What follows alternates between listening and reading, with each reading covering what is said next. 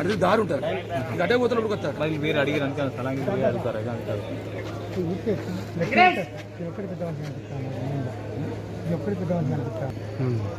మీకు ఆడ మీటింగ్ రేపు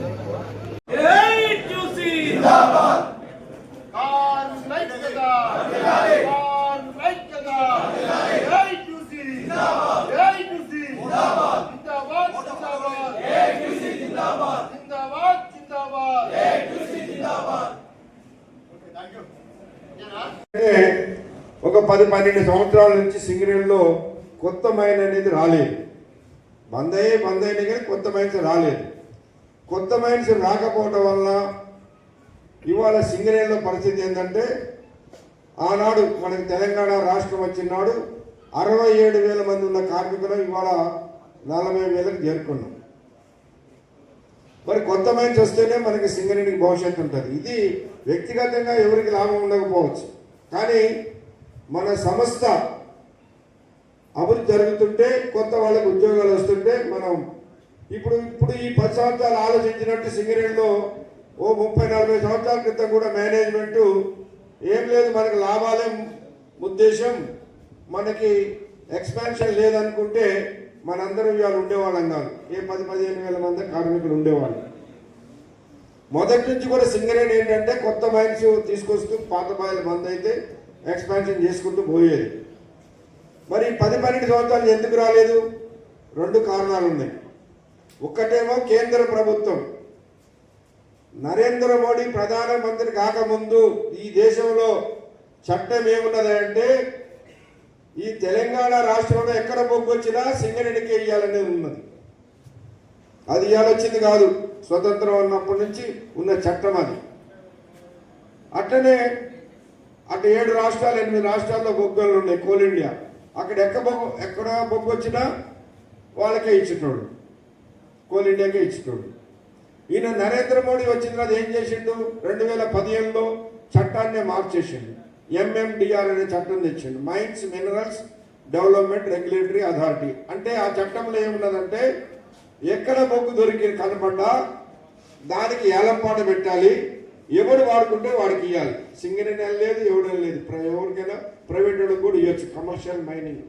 అంతకుముందు లేదు అట్లా చట్టం.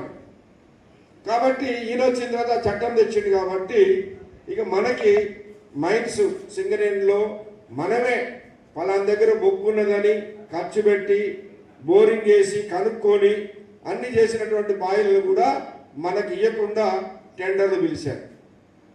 2021లో మీకు గుర్తుండాలి, పాతోళ్ళు కొంతమందికి 3 రోజులు సమ్మె చేసినాం. దేనికి?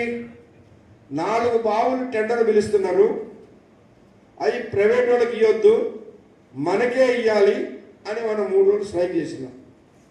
అప్పుడున్న గవర్నమెంట్, టీఆర్ఎస్ గవర్నమెంట్ కూడా ఏమన్నదంటే, ఈ తెలంగాణ బాయిలు మనకే రావాలి కదా, మనం ఏలంలో పాల్గొనొద్దు, మనకే ఇవ్వాలి ఆ బాయిలు, మీరు కొట్లాడంటే మేము కూడా ఇచ్చేస్తామంటే గవర్నమెంట్ కూడా మద్దతు ఇచ్చిందని 3 రోజులు స్ట్రైక్ కూడా జరిగింది. కానీ 3 రోజులు స్ట్రైక్ చేసిన కేంద్ర ప్రభుత్వం ఏం చేసింది? ఆ 4 బాయిల్లో 2 బాయిలు ఆల్రెడీ ప్రైవేట్ వాళ్ళకి ఇచ్చేసింది. ఇంకా 2 బాయిలు ఉన్నాయి, అవి మన దగ్గరే. KK6 ఈ సారంగపల్లి వైపు అటువైపు KK6 అనేది మనకి 2008లో మన గుర్తింపు సంఘం ఉన్నప్పుడు నరసింహరావు గారు CNMD దానికి మరి ఇక్కడ మందవరంలో కొబ్బరికాయ కూడా కొట్టిపోయింది. అది అప్పటి నుంచి పెండింగ్ అయింది.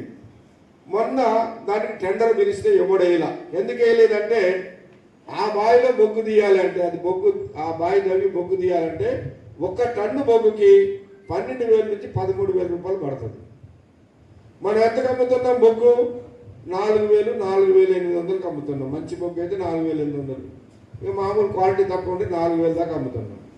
మరి 4,800కు బొగ్గు అమ్మి 13,000, 12,000 రూపాయలు పెట్టి ఖర్చు పెడితే ఎంత నష్టం వస్తుంది? 1 టన్ను బొగ్గు తీస్తే 8,000 రూపాయలు నష్టం వస్తుంది. కాబట్టి ఇప్పుడు టెండర్ వేయటల్లా. ఇక సింగరేణి కూడా తీయలేమని చెప్పేసి వాళ్ళు కూడా ఇది చేయటలేదు, టెండర్లు. ఇక శ్రావణపల్లి ఉన్నది ఈ పక్కన, అది ఓపెన్ కాస్టే. ఓపెన్ కాస్టే కానీ ఇప్పుడు మన సింగరేణిలో అన్ని అండర్ గ్రౌండ్ బావి నష్టమే. అన్ని నువ్వు ఏ బావి తీసుకు, ఇప్పుడు మీ కేకేపై ఉన్నది 102% బొగ్గు వచ్చింది, అయినా నష్టమే ఉన్నది. కానీ ఓపెన్ కాస్ట్లో లాభాలు వస్తాయి. ఆ ఓపెన్ కాస్ట్ శ్రావణపల్లి ఉన్నది, కానీ అది టెండర్ ఎవడేయలేదు. ఎందుకు వేయలేదంటే అక్కడికి పోతే అన్ని మామిడి తోటలు. మామూలు భూమికి అయితే ఇప్పుడు మన KK2 వచ్చింది ఓసి, అది తీసుకోవాలంటే ఎంత కట్టించినాం, ఎకరానికి 10 లక్షలు 15 లక్షలు కట్టించినాం. ఇంకా బాగుంటే 20 లక్షలు కట్టిస్తాం ఎకరానికి, మంచిగా భూములు ఉన్న కాడ. మరి ఇక్కడ అట్ట కాదు, ఒక్కొక్క మామిడి చెట్టుకి 1000 రూపాయలు కట్టాలని ఉంటుంది. అట్లా